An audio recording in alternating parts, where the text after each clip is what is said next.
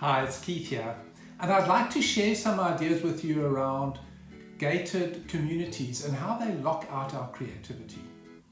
Now, in our last video, we spoke about 5 qualities that you find in nature that parallel our architectural process, and we can use them to emulate and be inspired in how we practice architecture.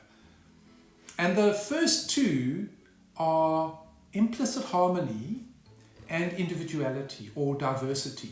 So just to recap, when you go out into nature and you see this amazing beauty all over the place and everything feels like it fits together, the trees and the bushes and the shrubbery are all the right size relative to each other, and when you look in more detail you'll notice that each one is a diverse individual species. And we have this interesting polarity between diversity and integrated harmony. And when you go into an old village, for example, we find exactly the same thing. It's quite remarkable. You'll see a common architectural language that pervades the entire place, but each of the individual buildings has something of its own expressiveness, of its own implicit harmony and individuality. So the question is, what is happening today? Often when you look out at architecture today in our suburbs, you'll see that there's a polarity.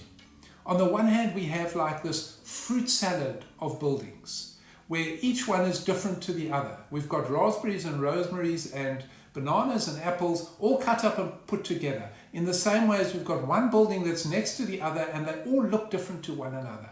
So there's enormous diversity. And then on the opposite pole, we've got housing estates where everything looks the same. It's almost like it's a cookie cutter. And then you ask yourself, well, is this something that's new? Is this a new phenomenon in our lives? So when the Dutch came to Cape Town in the first time they came, they built Cape Dutch buildings. Little clay buildings with thatch roofs. And Simon van der Stel, who was the governor at the time, wrote back to Netherlands and said to them, hold on guys, we actually need verandas. It's really hot here. We want to have some kind of an inside-outside living experience. They wrote back and said, no ways, you build the corporate identity that we have. You build a Cape Dutch building. So what have we got here? We've got a corporate architectural guidelines that ignore climate responsiveness. Back then, it's the same thing today.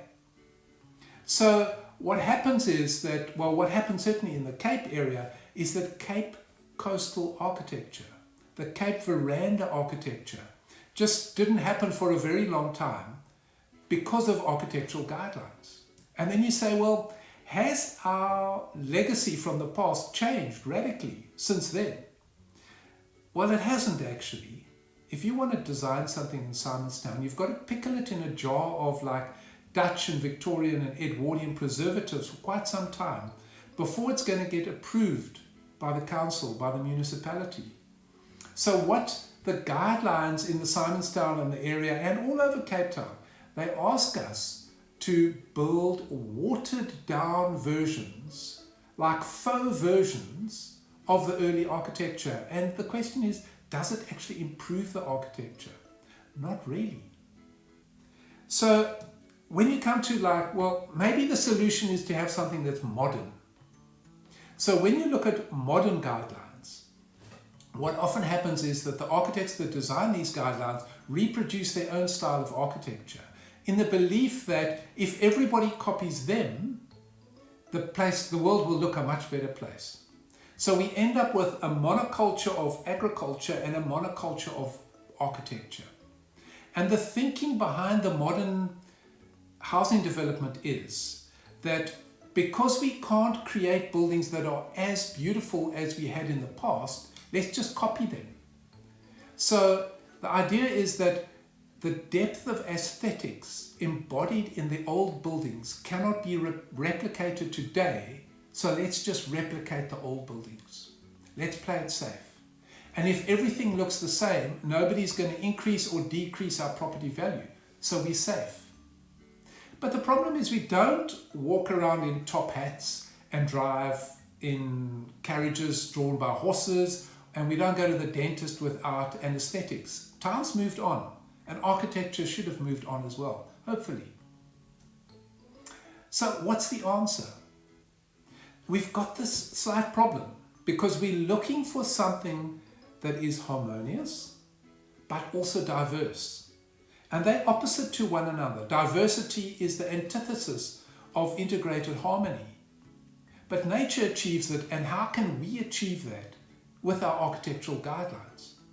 What we could say is that if all the buildings were designed of similar building materials, they were climate responsive, and yes, we do need sometimes height restrictions to preserve views or building setbacks and all of those, but just a limited amount of that, not too prescriptive. Then we have this possibility of walking this delicate line between diversity and an integrated, harmonious architectural language. Because when it comes to architectural styles, if you look at the emergence of a new style, it was always a break away from the past. It was something distinctly different from what went before it. So an architectural style is not sourced from what came before it. It's not like the Victorians cut and paste the Dutch to find their style. It started from somewhere deep within the designer's own being. That's where the real source of creativity came from. They didn't lean on the past. They designed out of the future from within themselves.